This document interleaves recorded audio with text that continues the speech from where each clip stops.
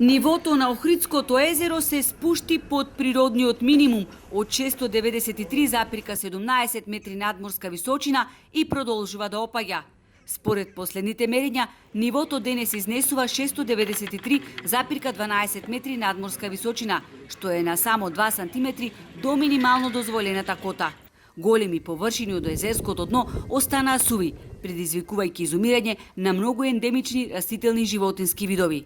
Намалување на само 1 сантиметар од нивото значи губење на 3,5 милиони кубни метри од Охридското езеро, кој е најголем природен басен со питка вода во овој дел на Европа. Крајно време е да почнеме да ги градиме тие акумулацијски хидроцентрали, дали ќе бидат тие под Црна река, така наречениот проект Чебрен со 4 каскадните или 5 централи веќе нека решат, но исто и Вардарска долина стои како еден елемент за решавање, кај што се изградба на брани, водата што тече се користи како проточна и произведе електрична енергија. Наметнатите осцилации на езерото се опасни, проблем со кој се соочуваме долги години наназад.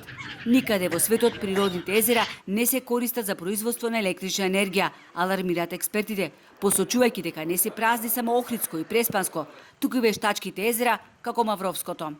Кај нас треба соодветно да се реагира на тоа и да се заштитат водните ресурси, затоа што како што гледате ние имаме посебно за Охридското езеро голем интерес во однос на туризмот и не би смеле да дозволиме било каква таква флуктуација во однос на водените ресурси на Охридското езеро.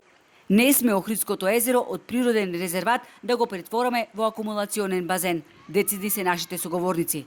Од Електрани на Македонија пак уверуваат дека ја одржуваат котата на просечно ниво. Водиме сметка за минималната кота која изнесува 693,10 метри надморска височина и нема да дозволиме таа да се надмине. Токму поради сушниот период, подолго време испустот на вода од Охридското езеро на вливот на реката Црндрим е на ниско ниво. Во моментов од испустот истекуваат само 3 кубни метри во секунда, што е количина исклучиво за обезбедување на потребниот биолошки минимум, велат од ЕСАМА.